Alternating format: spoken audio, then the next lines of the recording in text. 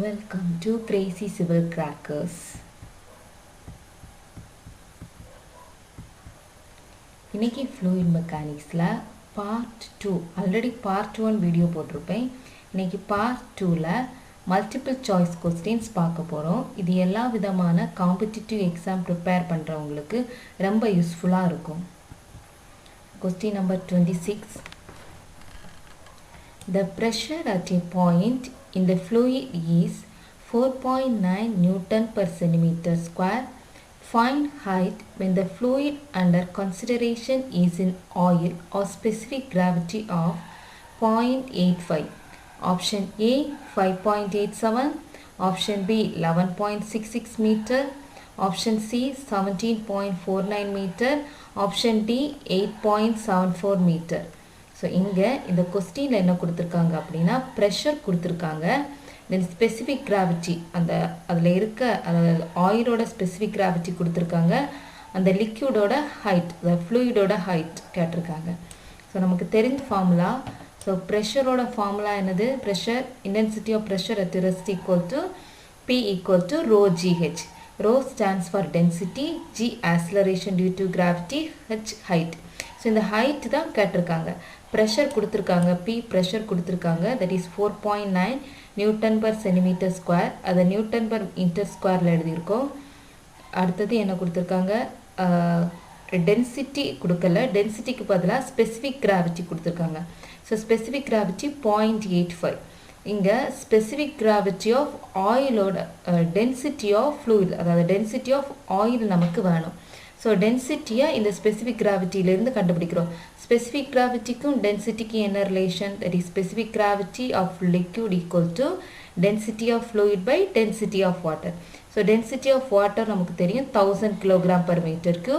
தென் specific gravity 0.85, ஆயிலோட specific gravity கொடுத்துருக்கா. So density of fluid கிடச்சிடும், that is 0.85 into 1000 850 kilogram per metre cube கிடச்சிடும். So இதை substitute பண்ணுறோம்.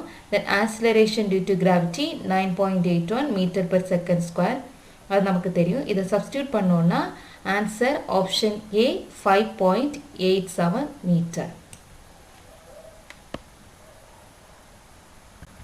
Next question number 27. In the inverted U-tube differential manometer, how is the specific gravity of manometric fluid used relative to the fluid showing in the pipes? Option A, specific gravity is more than that of fluid flowing in pipes. Option B, specific gravity is less than that of fluid flowing in pipes.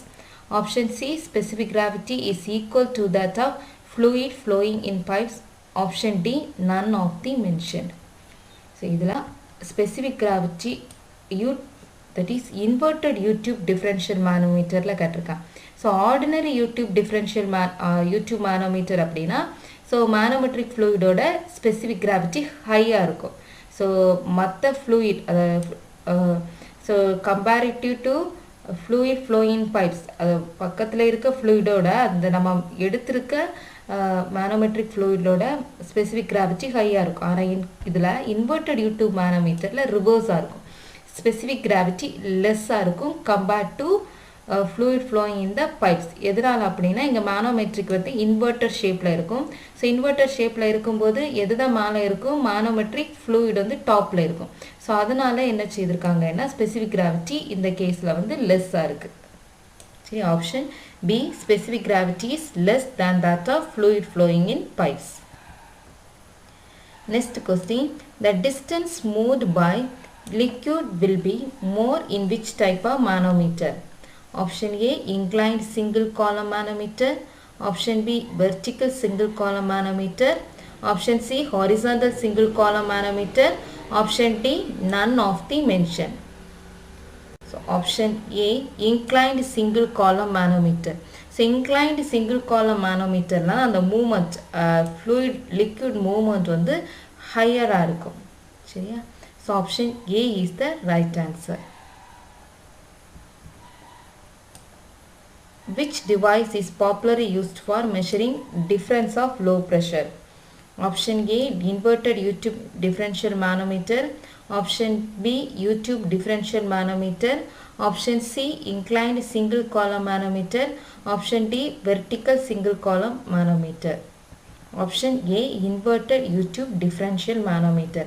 So inverted U-tube differential manometer la so low pressure difference வந்து find பண்ணுவோம். So அதனால தான் நம்ம lighter manometric fluid அதில் use பண்ணுவோம். Already முந்தின கொஸ்டின்லே பார்த்தோம் inverted U-tube differential manometerக்கு specific gravity கம்மியான liquid manometric liquid தான் யூஸ் பண்ணுவோம். So இது கொஸ்டினோட answer option A, inverted U-tube differential manometer. Next question, question number 30. A manometric liquid should suitably have option A, low density and low vapor pressure. Option B, low density and high vapor pressure. Option C, high density and low vapor pressure. Option D, high density and high vapor pressure. So option C is the right answer. High density and low vapor pressure. So high density வந்து ஹையாக இருக்கணும். எதனால் அப்படின்னா so மானோமெட்ரிக் tube வந்து லோவாக நம்ம choose பண்ணுவோம். So லோவாக சூஸ் பண்ணுறதுனால லெஸ் ஹைட் ஆகுதுனால டென்சிட்டி வந்து ஹையராக இருந்தால் தான் ரிசல்ட் நல்லாயிருக்கும். ஹைட் ஆஃப் தி காலம் வந்து ப்ரெஷர் டிஃப்ரென்ஸ் கிளியராக நோட் பண்ணும். இன்னொன்று லோ ப்ரெஷர் வேப்பர் ப்ரெஷரை யூஸ் பண்ணணும். ஹை வேப்பர் ப்ரெஷர் யூஸ் பண்ணோம் அப்படின்னா அதாவது ப்ரெஷர் டிஃப்ரென்ஸ் அதில் ஏற்படுற change in pressure pressure difference வந்து அது ரொம்ப தெளிவாக காட்டாது. இதே இது low pressure vapour pressure use பண்ணோன்னா மைன்யூட் சேஞ்சஸ் நடந்தாலுமே ஸோ அது நமக்கு அதில் அந்த சேஞ்சஸ் வந்து தெரியும்.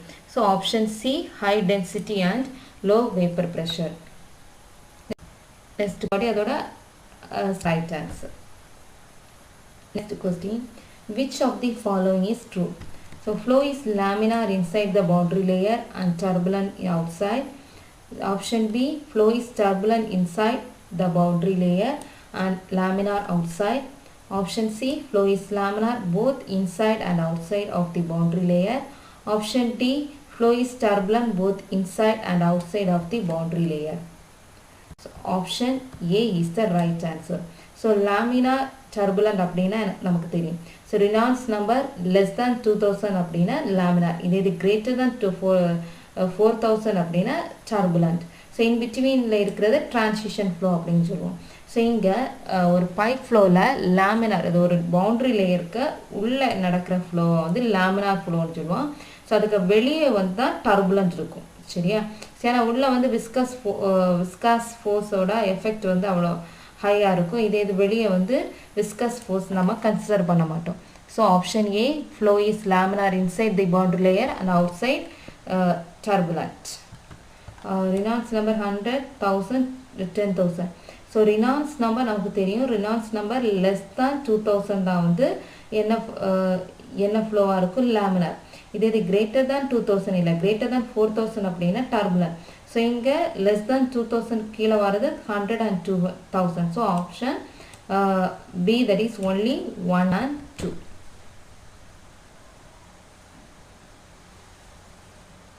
Next question, what will be the shape of the path line for a one-dimensional flow be like? So option A, straight line. Option B, parabolic. Option C, hyperbolic. Option D, elliptical. So option இப்படி பார்த்துருப்போம். ஒரே so one dimensional flow அப்படின்னா only one டைமென்ஷனில் தான் என்ன எவ்வளோ number of times path lines எவ்வளோ இருக்கும் அப்படின்னு. So when two particles move in the same direction, their path line will never intersect. So ஒரே டைரக்ஷனில் மூவ் ஆச்சுன்னா இன்டர்செக்ட் ஆகாது. இதே தான் opposite direction, that is in different direction their path lines வந்து இருக்கும். எவ்வளோ இருக்குன்னா ஒன்று தான் இருக்கும். That is option B, 1. Velocity அப்படின்னா எங்கே இருக்கும்? வெலாசிட்டி அப்படின்னா என்னது? That is tangent of the stream line தான் என்னது சொல்லுவோம். ஸோ வெலாசிட்டி அப்படின்னு. ஸோ ஸ்ட்ரீம் லைன் என்னது? ஒரு imaginary line within the flow. Next question, question number 38. Which of the following is correct? A streamline can intersect itself and two streamlines can cross. Option B, a streamline cannot intersect itself but two streamlines can cross. Option C, a streamline can intersect itself but two streamlines cannot cross. Option D, a streamline cannot intersect itself and two streamlines cannot cross. Option D, a streamline cannot intersect itself and two streamlines cannot cross. So a streamline அப்படினா நம்ம already பார்த்தோம் ஒரு imaginary line. So இந்த imaginary line stream வந்து so neither can a streamline intersect itself. So அது intersect ஆகாது ரெண்டுமே cross ஆகாது. Option D is the right answer. Question number 39. The streamlines of the particles in a flow are recorded. If the streamline distribution remain the same even after some time, what type of flow can it be? Option A steady, option B unsteady, option C uniform, option D non-uniform. So இங்க என்ன கேட்டிருக்காங்க so sometime so time பொறுத்து தான் கேட்டிருக்காங்க time பொறுத்து அந்த flow என்ன type அப்படின்னு கேட்டிருக்காங்க so time பேஸ் பண்ணாலே so same time so அதாவது அந்த particles அதாவது அந்த பார்க்கும்போது சேமா இருக்கு எந்த டைம் பார்த்தாலுமே சேமா இருக்கு அப்படினால அது ஸ்டெடில வந்துரும் so time பேஸ் பண்ணது அப்படினா அது steady. A steady flow is in which the conditions of velocity, pressure and cross section may differ from point to point but do not change in time. The same timeல எல்லாமே சேமா இருக்கும். சரியா ஒரு டைம்ல பார்க்கறோம்னா எல்லா பாயிண்ட்லயுமே same velocity, pressure, cross section எல்லாமே அதே சேம்ல எல்லா ப்ராப்பர்ட்டீஸும் சேமா இருந்தனா that is called as steady flow. இதே இது டிஃபரா இருந்தனா it is called as unsteady. So uniform flow அப்படினா velocity சேமா இருக்கணும் இல்ல discharge சேமா இருந்தனா that is called uniform flow. இதே velocity different இருந்தனா it is called non-uniform flow. Next இருக்காங்க so parallel to each other. So streamline வந்து parallel to each other இருக்கும்னா எப்படி இருக்கணும் அப்படினு. So uniform இருக்கணும். So uniform இருந்தனா என்னது spacing வந்து similar இருக்கும். So spacing அதாவது so uniform flow அப்படினா என்னது velocity change ஆகாது. velocity வந்து uniform இருக்கும். So uniform velocity change ஆகாது. So என்னது parallel நமக்கு கிடைக்கும். So option C is the right answer.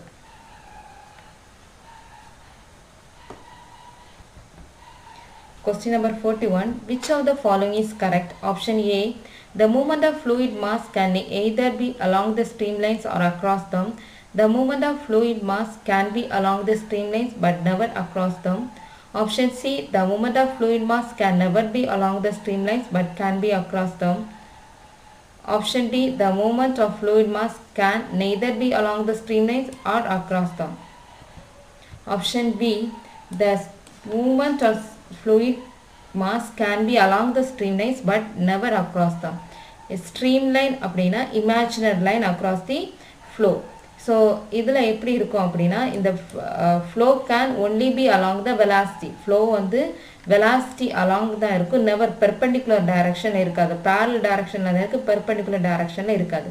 So அப்படினா என்னது the movement of fluid mass can only along the streamlines. So அது streamline நோக்கி தான் இருக்காது. அது நோக்கி parallel தான் இருக்கும் never across அது perpendicular ஆவோ cross எதுவுமே ஆகாது. Option B is the right answer. Next question. Which of the following is correct? A path line are concerned with a number of particles at the same instant and streamlines with a particular particle at successive instants of time. Option B. Path lines are concerned with a particular particle at successive instants of time and streamlines with a number of particles at the same instant. Option C. Both path lines and streamlines are concerned with a number of particles at the same instant. Option D. Both path lines and streamlines are concerned with a particular particle at successive instant of time. So option B. Path lines are concerned with a particular particle at successive instant of time and streamline with a number of particles at the same instant. So path line அப்படினா தெரியும் a path traced by the particle, that is path followed by the particle. So streamline அப்படினா imaginary line, அதோட tangent எதாவது குறிக்குது அப்படினா velocity குறிக்குது. So இதுல இருந்து என்ன தெரியும் அப்படினா path line அப்படினா particular particle at successive instant of time. So இதே இது streamline அப்படினா number of particles. Path line அப்படினா single particle ஓட path trace பண்ணுது. Streamline அப்படினா நிறைய particles சேர்ந்து சொல்றதா என்னது streamline. Option B is the right answer. Question என்ன கேட்டிருக்காங்கன்னா ஒரு path smoking path taken by the smoke coming out of a chimney. So concentric circle வருது அப்படின்னு சொல்லியிருக்கேன். அதாவது அதோட ஷேப்பை ரெப்ரசன்ட் பண்ணியிருக்கேன். ஸோ தட் இஸ் அது என்னவா இருக்கும் அந்த இது streak line. Option C streak line is the correct answer. Question number 44. Which of the following is correct? In steady flow, path line and stream lines are identical. It's option B. In steady flow, path lines and streak lines are identical. Option C. In steady flow, streak lines and stream lines are identical. Option D. In steady flow, path lines, stream lines and streak lines are identical. So steady flow அப்படினா எல்லாமே ஐடென்டிக்கலா தான் இருக்கும். Path lines, stream lines, streak lines, so all are identical. Option D is the right answer. So எதனால அப்படினா steady flowல velocity வந்து கான்ஸ்டன்ட்டா இருக்குது. சரியா? டைமை பொறுத்து எல்லாமே கான்ஸ்டன்ட்டா இருக்கு. அதனால எல்லா path line, stream line, streak line எல்லாமே சேமா தான் இருக்கும். Question number 45. Which of the following is correct? Option A. There will be no flow across the stream tube. Option B. There will be no flow along the stream tube. Option C. There will be no flow both across the stream tube and along it. There will be flow both across the stream tube and along it. Option A. There will be no flow across the stream tube. So stream tube அப்படினா a fluid mass bounded by a group of streamlines. Stream tube அப்படினா a group of streamline தான் இது stream tube. So இதுல என்னன்னா the movement of fluid mass can only be along the streamlines. So movement வந்து streamlines நோக்கி தான் இருக்கும் and never across, அதாவது perpendicular இருக்காது. There will be no flow across the stream tube. Already பார்த்திருக்கோம். So option A is the right answer. Velocity வந்து reduce ஆகும்னு சொல்லியிருக்கோம் 0.5, that is 1/2 தான் 0.5d. So அதை reduce இதில் substitute பண்ணுறோம். அப்போ என்ன வரும் pi by 4 d square by 4.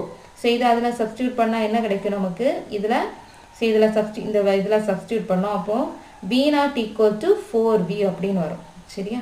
So v naught equal to 4v. Option D is the right answer. Next question. The continuity equation is based on the principle of conservation of mass. Option B. Conservation of momentum. Option C. Conservation of energy. Option D. Conservation of force. So option A. Conservation of mass. So continuity equation எதை base பண்ணி இருக்குது அப்படின்னா conservation of mass, அதாவது matter can neither be created நார் B destroy. இந்த பிரின்சிபலை பொறுத்து தான் கண்டினியூட்டிகேஷன் இருக்குது. என்ன சொல்கிறாங்க, ஏரியா வந்து ரெடியூஸ் ஆகுது. ஸோ ஏரியா ரெடியூஸ் ஆகுதுன்னா இந்த வெலாசிட்டி இங்கே வருமா? ஸோ ஏரியா ரெடியூஸ் ஆகுதுன்னா வெலாசிட்டி கண்டிப்பாக இன்க்ரீஸ் ஆகும். கரெக்ட் தானே? So area equal to constant by velocity போடுவோம். ஸோ ஏரியா ரெடியூஸ் ஆகுது, ஆட்டோமேட்டிக்கலாக இது டினாமினேச்சரில் இருக்கும் இங்கே வந்தால். So velocity increases. Option density வந்து சேமாக இருக்கும். ஸோ இதில் என்ன கொடுத்துருக்கான், ஸ்பெசிஃபிக் கிராவிட்டியும் ஸோ டயமீட்டரும் ரெடியூஸ் ஆச்சுன்னா வெலாசிட்டி எப்படி இருக்கும் அப்படின்னு கேட்டிருக்காங்க. ஸோ ஸ்பெசிஃபிக் கிராவிட்டி அதாவது சைஸ் அப்படின்னா டயமீட்டர் அப்படின்னா ஏரியாவை குறிக்கும். இது ஸ்பெசிஃபிக் கிராவிட்டி இதில் என்ன குறிக்குது, density. So density equal to specific gravity equal to density of the fluid by density of standard fluid. So இதில் என்னது density வந்து density தான் in terms of specific gravity சொல்லியிருக்காங்க. அதாவது specific gravity reduce ஆகுது, அதாவது density reduce ஆகுது, diameter that is area reduce ஆகுதுன்னா ஆட்டோமேட்டிக்கலாக எது இன்க்ரீஸ் ஆகும், velocity இன்க்ரீஸ் ஆகும். பிகாஸ் இது இங்கே டினாமினேட்டரில் வரும். So inversely proportional. கரெக்டாக? ஸோ இன்வர்ஸ்லி ப்ரொபோர்ஷனல் ஆகிடும். ஸோ டென்சிட்டியும் ஏரியாவும் டிக்ரீஸ் ஆச்சுன்னா ஆட்டோமேட்டிக்கலாக velocity increase. Option A is the right answer.